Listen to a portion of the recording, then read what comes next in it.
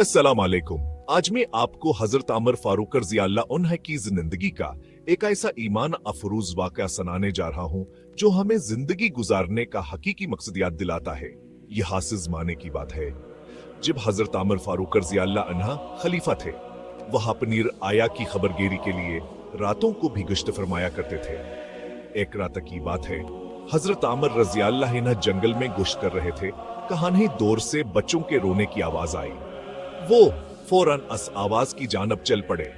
वहां पहुंचकर उन्होंने देखा का एक औरत मट्टी के बने हुए एक छोटे से घर के सामने बैठी है। उसके सामने एक हांडेर की है जिसमें वो हुच पकाने की कोशिश कर रही है। हजरत आमर रज़ी अल्लाह अन्हु ने उस औरत से पूछा, ए अल्लाह की बंदी, क्या बात है? ये बच्चे क्यों रो रहे हैं? औरत ने जवाब दिया, ये बच्चे भूख से रो रहे हैं। उन्हें बहलाने के लिए मैंने हांडी में पानी और कुछ पत्थर डालकर पकाने का ढोंग रचा रखा है।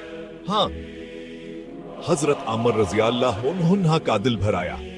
वह फौरन मदीना वापस तशरीफ लाए। बीतालमाल से कुछ आनर खाने पीने की चीजें लेकर अपने कांधों पर उठा कर उस औरत के पास वापस आए। उन्होंने अपनी मदद से उस औरत के लिए खाना तैयार किया। उस औरत ने हजरत आमर रज़ी अल्लाह अन्हु को कौन ही पहचाना। जब खाना तैयार हो गया और बच्चे खाने लगे तो औरत ने कहा, अल्लाह आपको बहुत अच्छा बदला दे। आप तो खलीफा उमर से भी बेहतर हैं जो हम गरीबों की खबर लेने नहीं आते। हजरत उमर रज़ी अल्लाह अन्हु मुस्कुराए और कहा, ए अल्लाह की बंदी, मैं ही उमर हूं। यह सुनकर उस औरत की आंखों में आंसू आ गए।